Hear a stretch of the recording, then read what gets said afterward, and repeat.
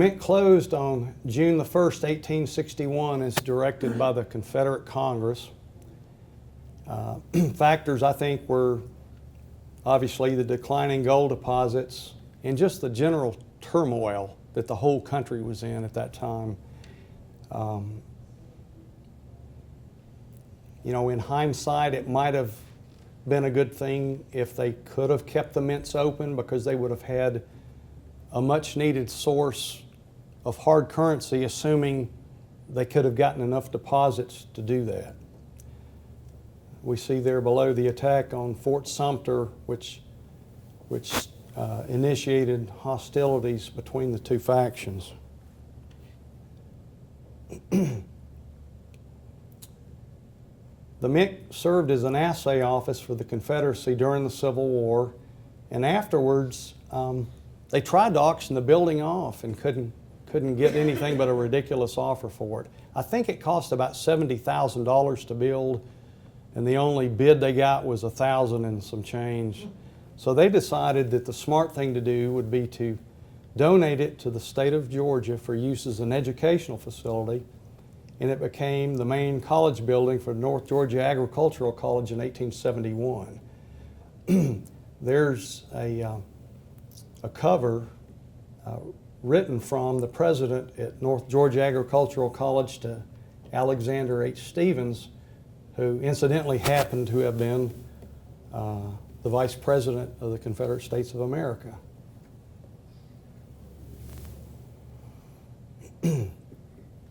On a cold December night in 1878, that building burned to its granite foundation, and the people of Dahlonega were determined that they weren't going to take that lying down. They made commitments to rebuild the building, and eventually it became what you see there today, which it's called Price Memorial Hall, but it's the administration building for North Georgia College, I believe. They keep changing the name of it, which is a little confusing, but I think that's what it's called today.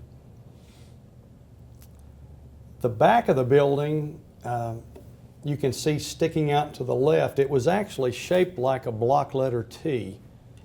And the steam engine was in the basement of the rear portion, and the coin presses were directly above that.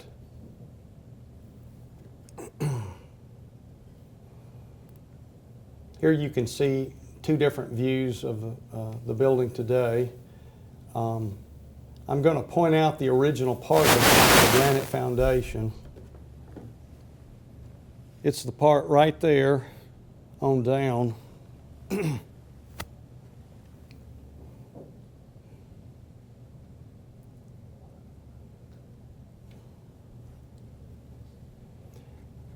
I had mentioned before that they renovated Price Memorial back in 1997, and I took a quick trip over to Dahlonega and got to tour the whole building with everything ripped out.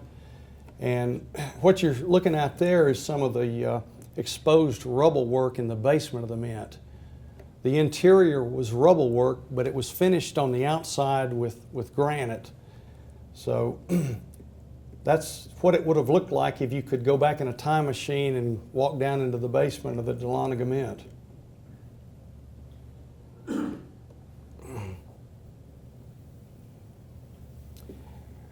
Well, what does all this mean to us, the historical legacy? As an institution, one of 8 mints in the country's history, it did serve a good purpose in providing a much needed hard currency during antebellum times in America, especially in the antebellum South. It did suffer, as I mentioned, from declining gold deposits, although it was buttressed for a time with gold coming in from California. A lot of that tailed off in 1854. Why? Because they made the U.S. branch mint in San Francisco that particular year.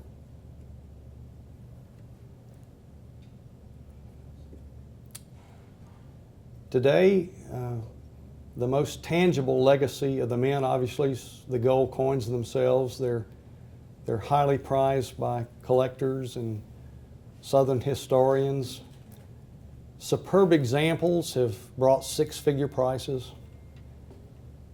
And this is just real rough, but a complete set in choice, extremely fine, is approximately $500,000. But that, like I said, there's no two alike, and you know, you could easily put a lot more into it by holding out for very eye-appealing coins, but it just gives you some sense of it. That's one of my pieces on the bottom there, an 1854D half eagle.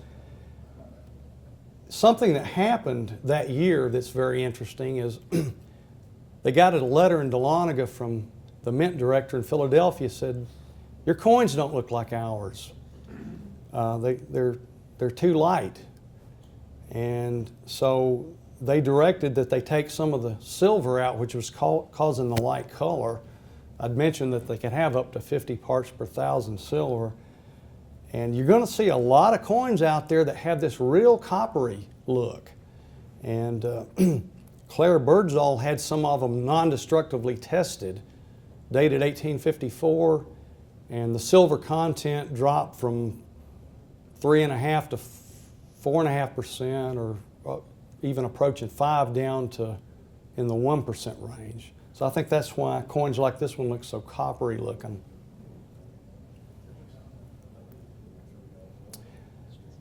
Here's a bibliography for those that are not familiar with it, want to take some notes, jot those down, but those are all excellent sources. One of the things that was done back in the early 60s was a Georgia congressman had the National Archives records for Dahlonega microfilmed, so that's a great boon to researchers today. Get a copy of those microfilm rolls if you really like this stuff, want to dig into it. And this is what you used to see in Coin World when they publish an article about Dahlonega. It's very similar to the photograph, except it's a mirror image, I've noticed. But this is all we used to have. Thank you.